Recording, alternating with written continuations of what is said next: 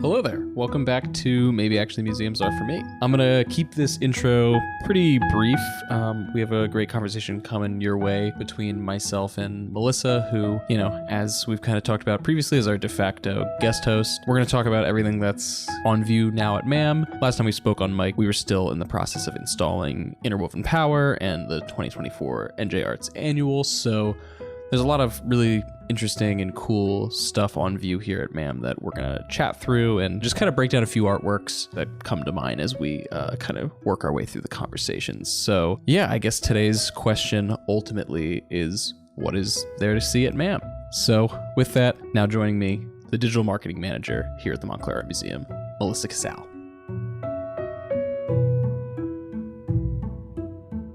Hi, Melissa. Hi, Alex. This is episode 3 of us, I think. This is this isn't episode 3 of the podcast. It's the third episode that we're recording together. Yes, we're back in action. Yes, we are. So last time we talked, we were kind of behind the 8 ball a little bit because we were pre-recording a bunch of episodes while we were kind of launching, but this is our first contemporary episode. Yes, it's almost in real time. Nearly in real time. I think it's going to be about a week buffer, but yeah, we wanted to kind of, in the last couple of times we've talked, we spoke very broadly about, what it means to like explore museums for the first time, what it means to like view art for the first time and like really like start to try and understand it and learn it. And now those were like really good kind of starter conversations to like get the ball rolling, especially as we were like still figuring out what this show is. Yeah. But in our last conversation, we were kind of talking about these future shows that were coming on view, and they are finally here. They've been on view for a little over a month now. Yeah, they're open. They're in the wild. They're happening. Yeah. So I think for this episode, we're going to just ask the very broad question, what's on view? Like what's here right now? What can you come see at the museum? For context, there are a handful of shows going on. Please interject if I miss anything. But right now we have Interwoven Power, Native Knowledge, Native Art. That's our kind of biggest, most landmark exhibition of this cycle. It was, a lot of love and work and effort and time and sweat and tears. Yes. A lot of collaboration, a lot of support went into that. It opened in September to, like really, really great reception. And we're so thrilled that it's out there for the public to see. Yes. We also have the 2024 NJ Arts Annual Exploring Our Connections. That's a juried show of, all New Jersey-based artists. It's really great. It's the show that surprised me the most. And when we talk about the art a little bit, we'll get into it. It surprised me quite a bit too. And then we have some of our, familiar faces. We have A Shared Love, works from the Carol and Terry Wall collection. That's been on view for a little while now. It has a few more months of rotation. They're all loaned works. But that'll be going off view in February. So we'll talk about some stuff in there, but please come see it. It is some of the most, and I mean this with complete sincerity, some of the most spectacular art I've seen in the flesh. And it's world class. It really is. And then we have our kind of staple, never going away, the George Ennis Gallery. Yes. Those works are obviously always there, which is exciting. There's also this show that's currently kind of one part of it's up right now. More is coming later this year, but it's Nanette Carter's Shifting Perspectives. So that'll be on view in its full kind of breadth soon. But right now, the banner in the Laurie Art Stairwell is open. And then missing anything? Our works from the collection family. show. Yes, family, community, belonging. Yes. Yeah, there's a lot of really incredible works in that show also. Yeah, and it was kind of not necessarily the precursor, but the themes from family, community, belonging are directly related to those in the NJ Arts Annual show. Exactly. Yeah, they're very much sister shows. Yeah, and they complement one another. Yeah. I guess let's just jump into it. Is there out of all of the shows, out of everything that is viewable to the public right now, what is, your gut reaction favorite thing on view? Let's just start there. Like work? Yeah. Or the immediate thing that comes to my mind is a piece in the NJ Arts Annual. It's called Living Room, and it's by an artist named Bet Blank, I believe is her name. And it's this painting of her living room. And it's kind of a hodgepodge of all these different things. Some of them are actually in that room. Some of them are memories that she's taken and placed in this room. And it's a room essentially. And there's just all this stuff there. There's a full bookshelf of art books. There's paintings within the painting that she has done in the past. There are self-portraits of her and a portrait of her husband. There's like bird cages and Afghans that she made it and furniture. So it's this beautiful kind of collage of her life placed in this one singular room. Yeah. And the night that the show opened, a lot of the artists were here, and I actually got to speak with her very briefly, and she was just so sweet and so excited to be in the show. Yeah, I was gonna say I didn't get to meet her. Yeah. But when we walked in, I feel like this was the work that we both kind of gravitated towards pretty quickly. Yeah. And it feels a little bit like it you can see where the inspiration comes from. It feels a little bit like a Matisse work. It feels a little bit like with like these like really saturated colors and things like that. Like a very unique, like it's somehow it blends 2D and like not that it's a 3D work, but it does it does feel like that when you're standing in front of it. And I remember I said to her that how much I loved it and that it almost felt like a scavenger hunt, like trying to pick out all the things. And she was like, well, it is kind of a scavenger hunt, because she was talking about throughout her life, like collecting all these objects. So I really liked that. And it's just fun to look and try to see what you can pick out. And then at least I start to think of, if I were to create a work like this, what from my life or my childhood or like my house would I place into a room of things that have like significant meaning to me. And that's just a fun thought experiment that I think anyone could do. Yeah. Let's stay focused in the NJ Arts for a little bit longer, because I have stuff I want to say about the other shows, but while we're here, I don't know if it's my favorite work in the entire museum. I do have an answer to that, but we'll get there when we start to talk about the other shows, because spoiler, it's not in NJ Arts. But I want to say, when I said in the kind of our little preamble when we were explaining what's on view, I said this to Gail, our curator, who we've interviewed on this show before. You can hear her episode. It was, I believe it was episode 2 of the show that we interviewed her on the pod. But I remember when I saw her for the first time and like got a moment to speak with her and just like congratulate her and talk to her about, what it feels like to, because I always loved asking Gail, and I ask this every time I interview her for our videos, like, what does it feel like seeing it in its, tentatively final state? And we had a great conversation about it. And one of the things that I told her was how genuinely surprised I was. And I think for, I've been here since 2022. And every show I've seen, I feel like I had a gauge of what I feel like I could picture what it was going to look like in the room. Obviously things like the Vanessa German show, you can never truly imagine that. No. But for this one, I remember, like, for us in marketing, like, we got the visuals of what was going to be on view to market it, whether it's the still images or, these just, digital assets to help with the marketing efforts. Yeah.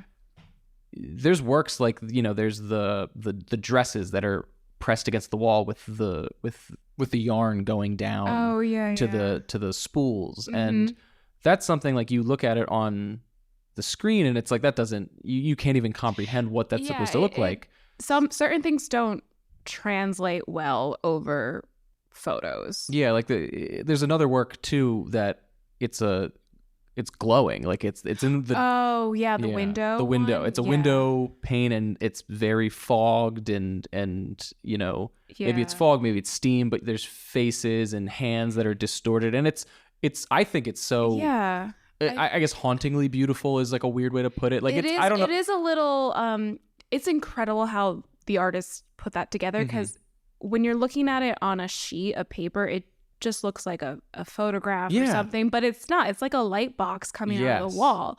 And it's just fascinating to think about how they conceptualize that, but it is kind of haunting in a way, and I think it's meant to be haunting. Yeah. It's just, and when I talk about those works, and there are plenty more to talk about. But when I think of those two works in particular, the skateboards too, the it's not a surfboard, but when I look at it, I feel like I see a surfboard. The stone slab that is, you know, it's a conversation about, you know, Irish immigration, and you know, it's a really great piece that Audrey, the curatorial assistant, spoke to us about a little bit. And yeah, it's just I said to Gail how, and it feels weird to frame it this way, but how so remarkably shocked I was, because the works on paper, like they're beautiful, they're great, it's world-class art that genuinely like was so different seeing it in person in like the best way. And yeah, it was just really exciting.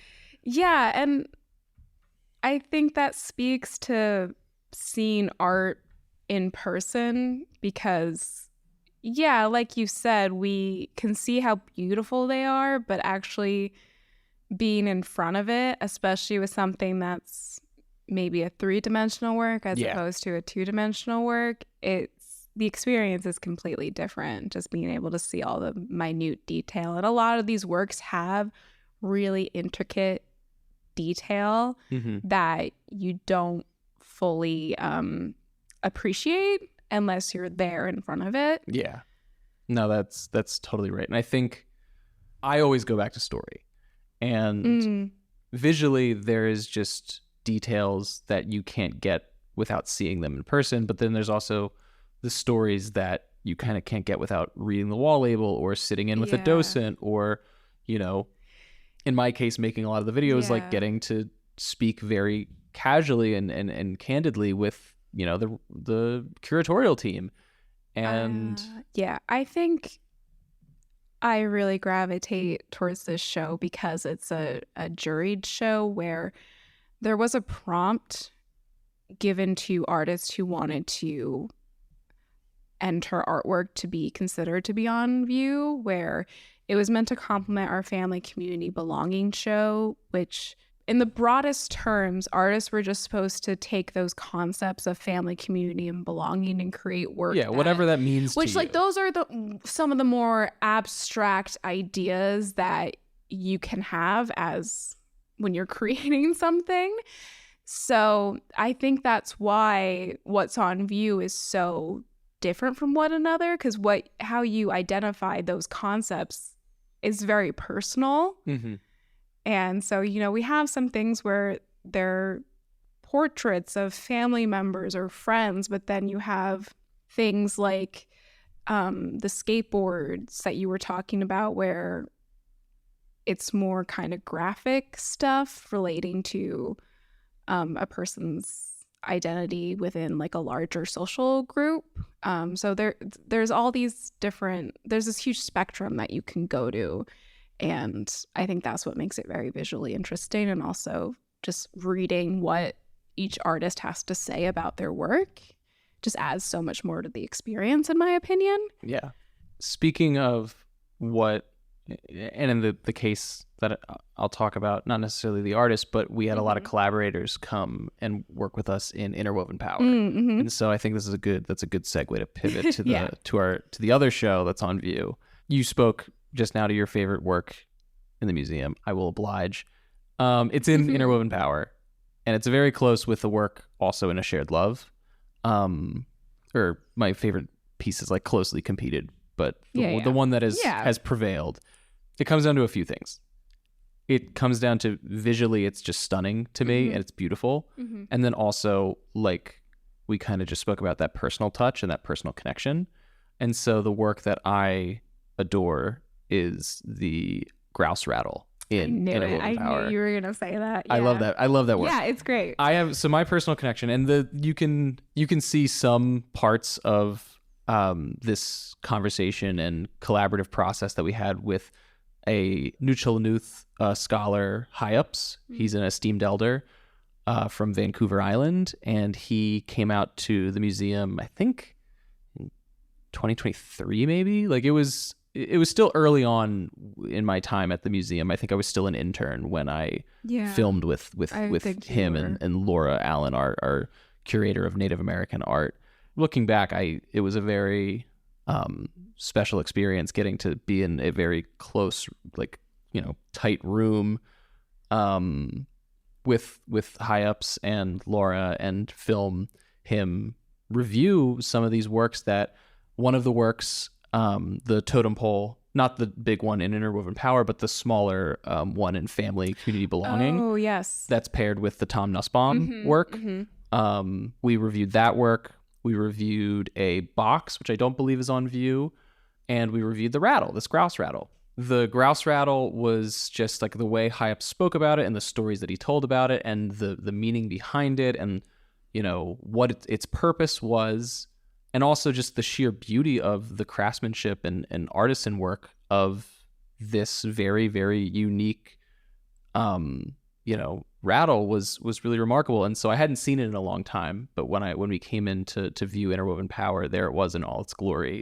And it's really incredible. And just having that time with high ups to talk about the rattle was really special. And when he spoke about the rattle, he told a story about how, and at the time I didn't see how this was connected to the broader story, but he spoke about how his community historically would sail down into Northern California, and he talked about how the rattle was used in some of those ceremonies on boats and whatnot.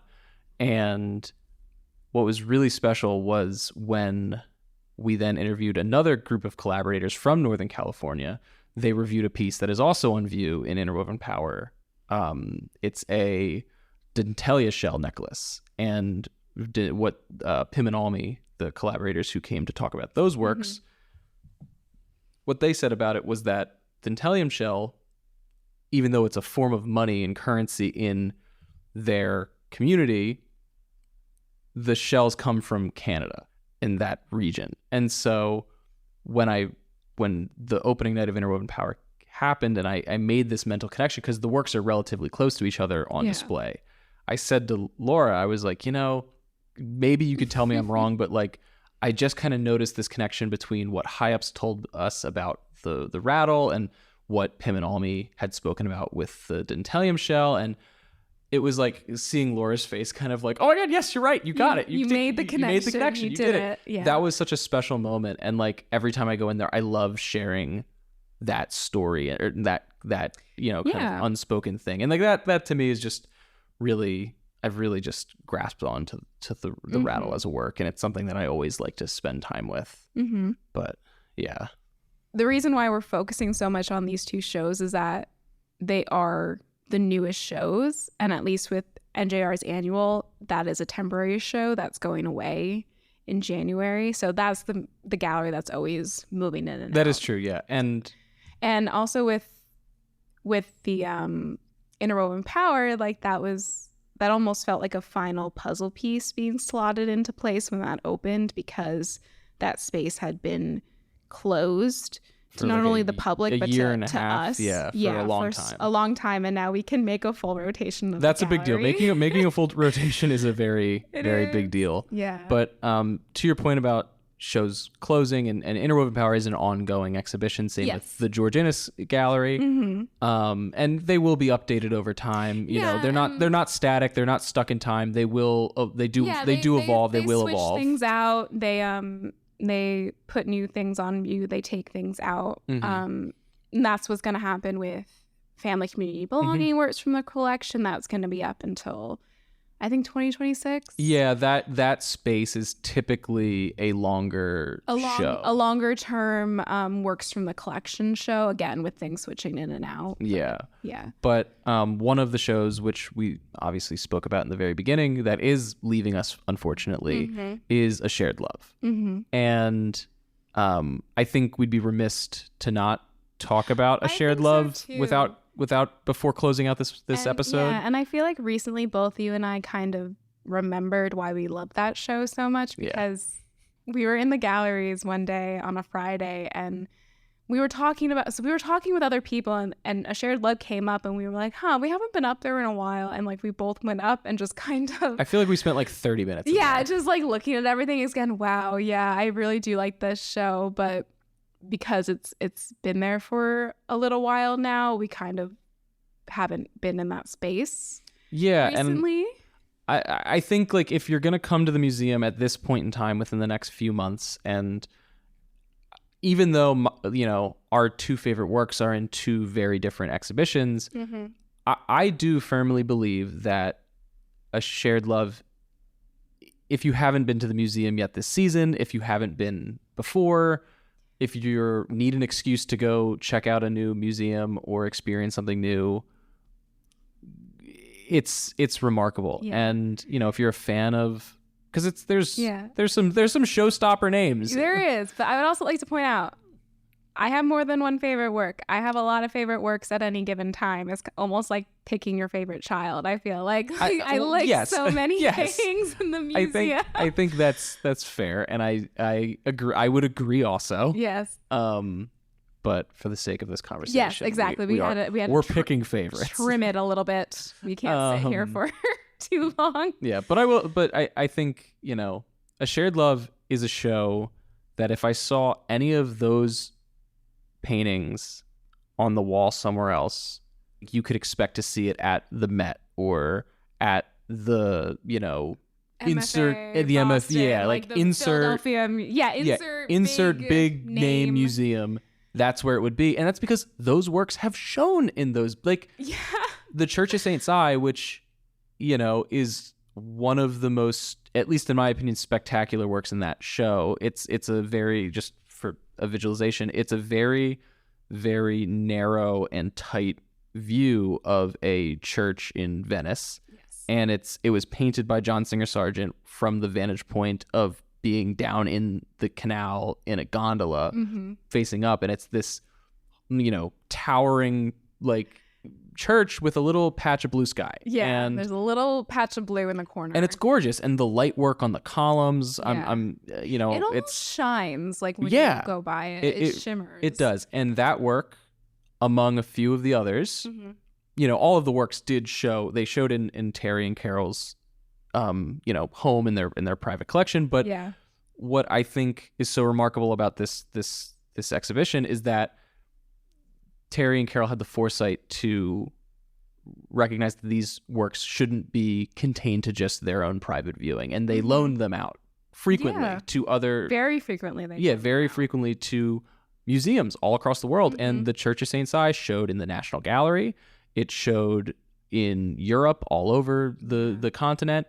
These are very well-traveled and well-respected works that, like, if you Google, I'd say most of them, they come up and you can find information on, like, they're, you know, they're not widely known works, but they're respected works. They're well-respected, they're well-represented, and I think they're well-researched, where it's not like some obscure piece in these artists' overture. It's something that someone has studied or someone has written something about, where you can find information outside of a museum space about them. Yeah. Is Church of St. Cy your other favorite work? No, it's not. I thought not, because I think I know which one is your favorite. What do you think my favorite in that show is? It's another Sargent piece, and I think it's between two, but I think it's the one of the dancers. Rosina Capri. It is not Rosina Capri. Is it the gondoliers? It's the gondoliers. It is the gondoliers. Okay, that was my other choice. But I will say, recently, and very recently, Lily Carnation Lily Rose. Carnation study for for that one, which is the first work that you see when you enter the space. On the front panel. That one, in my most recent visits to the space, has been what I've been spending my most time with. Yeah. And it used to not be that way. I used to spend my most time with St. Cy. I've recently spent a lot of time with the gondoliers. Yeah. I've spent a lot of time with Lady L on the opposing wall, which is by Willie Merritt Chase.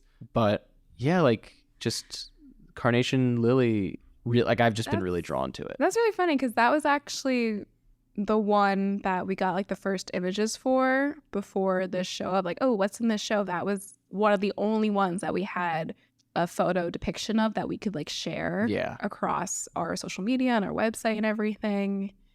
Yeah. Maybe that's why at the beginning, because I didn't really have an affinity for it either. I mean, I thought it was beautiful, like everything in there, but I was more like interested in the things I hadn't seen or things that. Yeah. So I have a question for you. Mm-hmm. What would you, if you had a guess, what would be my favorite work? In A Shared Love? Yeah. Again, picking a favorite, but I feel like if anyone were to ask me what I really loved in that show, I say the same thing. You mentioned the work. Is it Rosina Capri? No. Lady L? Yeah. Lady L. Okay. I feel Have like we never talked about this? I feel like a bad friend, but No, it's fine.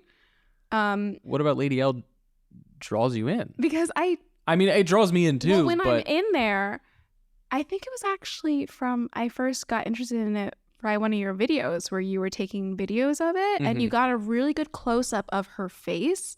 Oh, yes. Oh, yeah. So whenever I go in there, I always stand in front of her and just look at her. It's very delicate. It's very delicate. She's gorgeous, first of all, whoever the woman in the portrait, but also how her clothing is also very delicate. Like her dress is this beautiful white gauze dress. And then there's a little vest over her that you don't see initially. Like you have to really look and you're like, oh, wait, she's wearing another piece of clothing. I just like looking at her a lot. And so this is like purely from like a visual point of view of just really appreciating that portrait. Yeah. Because portraits can be not very interesting sometimes. They can be kind of dull to me. But that one I think it has to do with just how beautiful I think she is.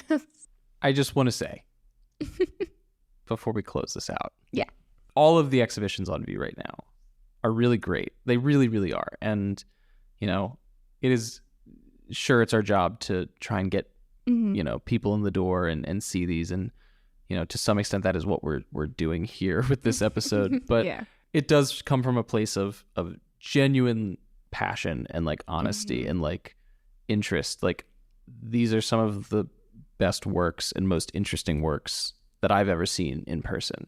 Yeah. And they're all in this incredibly intimate museum that I guess like if I could leave you with one lasting thing while we talk, as we close up this conversation about like what is actively on view, come see everything obviously, but A Shared Love, as we just talked about with so much affection, is really special. In my opinion, it's one of the most special shows that's been on view since I've been here, and I've been here since late 2022. It's really worth seeing, and it's here till February. Do your best to make it out and come see these in person, because they really are spectacular, and you just there's an emotion, there's a connection, there's something in the water. And we talked about in the New Jersey Arts Annual about not really getting all those intricate details unless you're in person. It's the same thing with Interwoven Power. It's the same thing with A Shared Love, where you don't get like how beautiful or how spectacular things are. You just can't with a camera. So coming and standing in front of something and seeing the brush strokes and seeing the layers of paint, I think it will make you appreciate things even more. Yep. Yeah, and fall in love with things even more. Yeah. Thank you so much, Melissa. Sure thing, Alex. We're gonna probably have to do this again very soon because I'm out of fun. I have to schedule some more interviews, so we might be doing this again. Were you about to say you're out of fun things? No. Am I not? No, you're very fun. No, you're the best. You're the best. Okay. Yeah, anytime, just poke me and we'll sit down for a chat. Sounds good.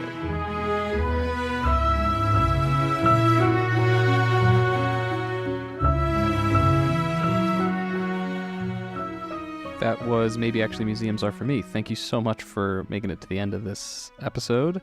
We'll be back in your feed with a new episode on Wednesday. Stay up to date with us on our social medias. You can follow us on Instagram at MAM Montclair. That's MAM Montclair. You can also find us on YouTube. You can find us on LinkedIn. You can find us on Facebook. We're all over the place. We're everywhere. So, yeah. Feel free to check us out in person. We're open Friday through Sunday. And then lastly, and arguably in the context of this show, most importantly, feel free to like and rate and share this episode with friends. Your support means the world. So we will talk to you next week, and see you later.